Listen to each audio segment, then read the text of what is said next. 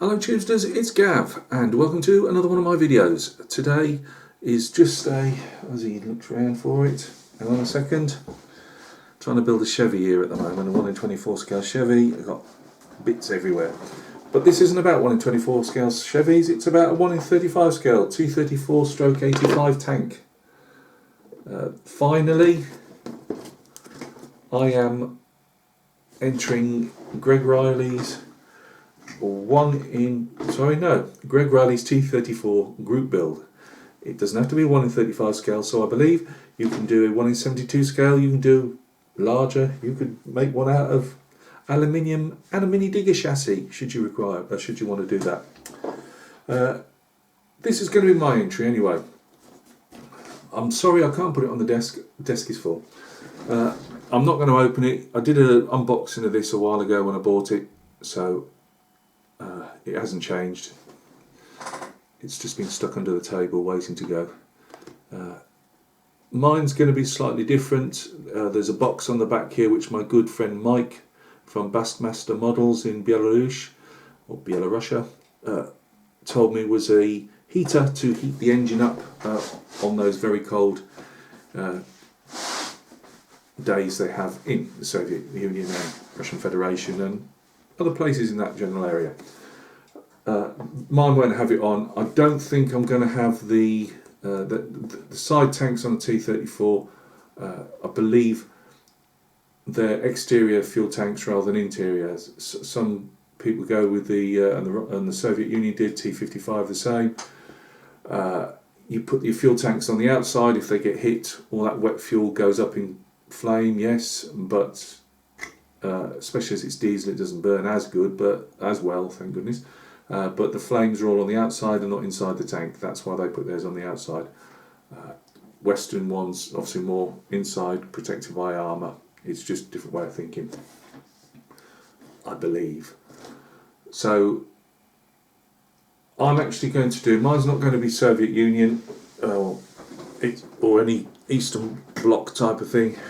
It's going to be a Croatian T34 from T34 85 from the Yugoslav civil wars. No, I'm not taking sides on anybody's civil war. I just wanted to do this Croatian one. I'm going to do it in most of the sides. They literally, whoever could get their hands on a tank park, where they just parked up part of the old reserve stock. Whoever got their hands on them, whatever they were. I originally was going to do, or always had in my mind to do, an American Hellcat, is it M18? But when they gave a load of stuff over in the 60s, I believe, to Yugoslavia, Shermans and that, Kelly's Heroes, Shermans, they're all filmed in Yugoslavia and they're all Yugoslavian Shermans, if you didn't know. So I was always going to do a heavily modified Hellcat. So when I say modified, I'm talking about mainly they were trying to make a World War II tank more survivable in the late 80s, 90s period. Two anti-tank guided missiles and shoulder-launched anti-tank missiles, whatever it was. And you can see that to this day in places like Lebanon, Syria.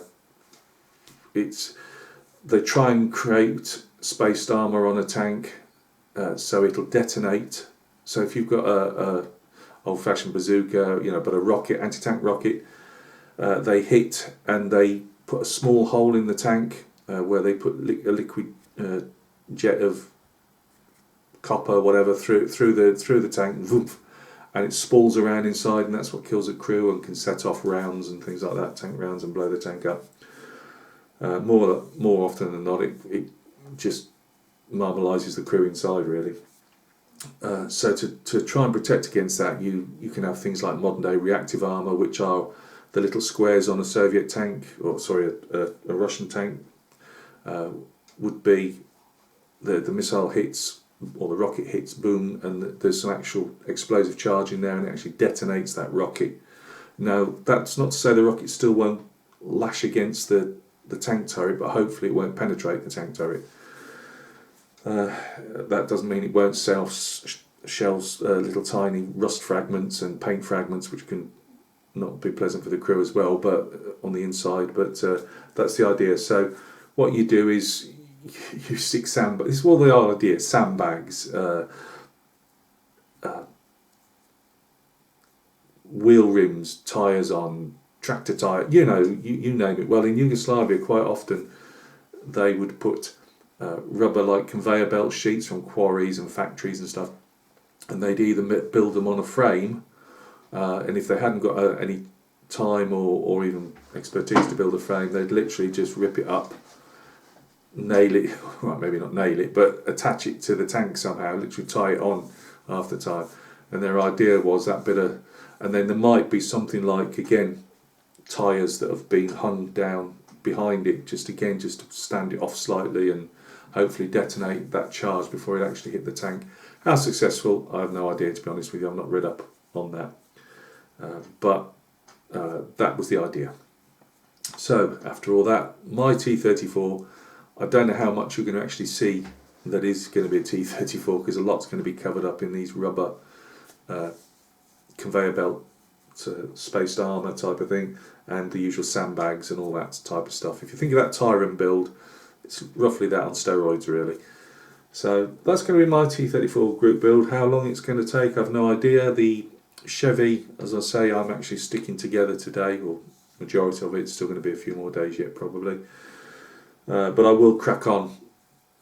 Probably even tonight I might start snipping bits off and cleaning bits up.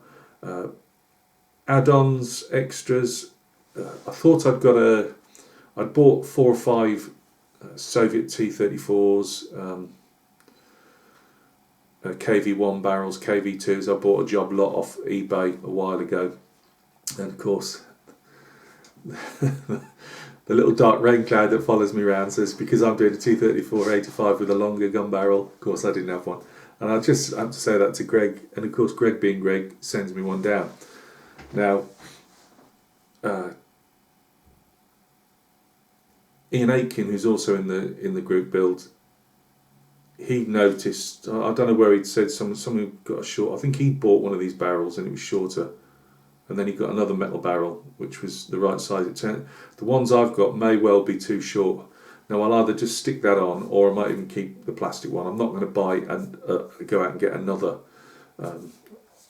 barrel, because I've just made another acquisition that's cost me some money, so I'm not going to be spending anything too extra. Decals I might do, although I thought I might just even paint them on by hand, which a lot of them were. So it'll probably have a Croatian national shield, the red and white squares, name of the tank probably daubed on the side, something like that. So that's my thinking on that one. As I say, it'll be festooned in homemade spaced armour, if you want to call it that. And that'll be about it. Being the Croatian ones I've seen quite often were, they almost look like they've used literally spray cans to spray them, green and brown and things like that, bluey greens. But I've also just seen them straight old Soviet green, and that's what I'm going to be painting mine, because I've got all the Soviet colours from the T55 one, and so I'm going to go with that. It's going to be a basic green, very rusty, because the ones I've seen a couple of ones that have either broken down or been hit or run into ditches, and you can see they've literally dragged them out of a storage facility where they've sat probably for 20 years and never even been started up, and they are really rusty, and how much rust you're going to see under all this stuff I've got no idea. Figure wise, I'd always planned with this to have a couple of figures. I always, not just because I'm a figure painter, but I often think you can tell a story with a tank, but it's nice sometimes to have figures on. And then again, no, if you don't do a little base for the figures, then does that I don't know. Maybe figures or maybe not, I have no idea yet. And if there are, do I then have to do a base? So, well, we've just done this Berlin Tiger Dubry, and that took a while. I haven't got the space and I haven't got the time to do all that really, so I don't want to make too much more extra work for myself. But you know what I'm like, it keep looking down at the box down there. You know what I'm like. It can soon change. So other things. It's still group build related. While I'm thinking about it, Greg is ably supported by his Mara military modeller Paul. Together they've got a Facebook group. There's not a lot going on there at the moment. Hopefully they'll change with Gav putting pictures up. But there's a Facebook group, the T34 Facebook page, something like that. Greg will have, go to Greg Reilly's 1 in 35 scale military models, might have got that right, or Paul, and they should have a link to that. If I can link it, I will do. What I'm also going to say is there's a few people in the build. I don't know a lot of people. I'm not known them on my channel, so I don't know them, and that's not being funny, I just don't know. But I do know Greg, obviously. I do know Paul. I do know Joe, Mad Genius Productions. Obviously Steve Jones, he doesn't need an introduction. Bloke's a modelling genius. Ian Aitken, a fellow figure painter who's also got into models. If I've left anybody else out that I do know, I do apologise. But what I'm trying to say is, if you want in, get in. There's no end date as far as I'm aware. There's no prizes, although I have got it in the wind that Greg might be doing some signed photographs of himself to all those that complete the build. So if you complete your build, you could end up with a signed photo of Greg Reilly. I can't promise that. That's only what I've heard on the wind. But they're brilliant for sticking in your front window. You stick that in your front window, no political canvassers, no cold callers, not even your mother-in-law. What more could you ask? But if you do want to join, obviously pop over Greg Reilly or Military Model Paul. Please check out these other guys I've just mentioned. I will try and put links to their channels in the description of this one, but definitely in other videos as I mention them, as I call them out, I'll put a link in because I'm all out for shouting people out.